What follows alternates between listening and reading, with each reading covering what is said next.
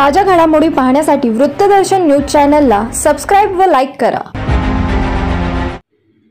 पैसा अनेकांकडे असतो, पण दातृत्व काही मोजक्याच माणसांकडे असतं।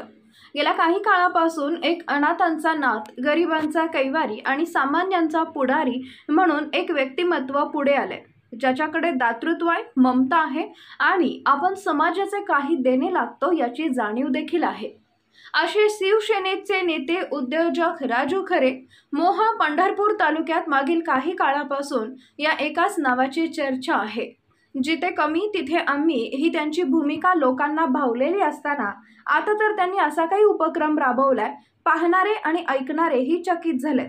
आपला किस्सा रिकामा करून कोरड पडलेल्या घशाची तहान भागवण्याचं पुण्याईचं मोठं काम त्यांनी हाती घेतलंय। गेल्या अनेक वर्षांपासून शिवसेनेचे नेते व उद्योजक राजू खरे यांनी आजपर्यंत मोहोळ विधानसभा मतदारसंघातील लोकांच्या अडीअडचणीला धावून जाताना दिसले। मग कुठल्याही स्वरूपात लागेल ती मदत करताना ते वेळोवेळी दिसून आले। पाण्यासाठी मोहोळ मतदारसंघातील लोकांना मागेल त्याला पाणी ही संकल्पना राबवत अनेक ठिकाणी स्वखर्चाने बोर खोदून देण्यात आला। काही ठिकाणी तर अनेक बोर पाण्याअभावी कोरड्या पडल्या।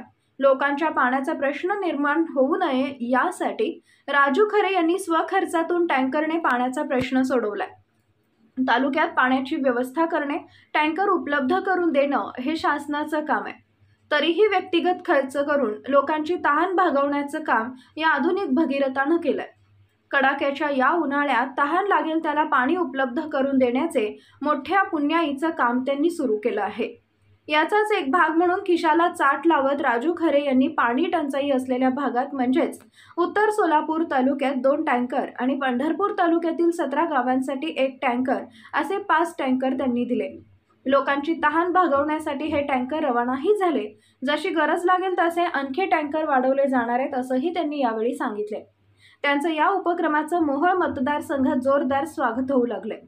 सध्या जो पुढारी लोकांकडे मतं मागत आहे, पण त्यांच्या अडचणींकडे कोणीच पाहत नाही। जनता तहानलेली आहे। घोषणा देऊन कार्यकर्त्यांचे घसेही कोरडे पडले, पण राजू खरे हे मात्र सगळ्यांचीच तहान भागवण्यासाठी पुढे सरसावले आहेत।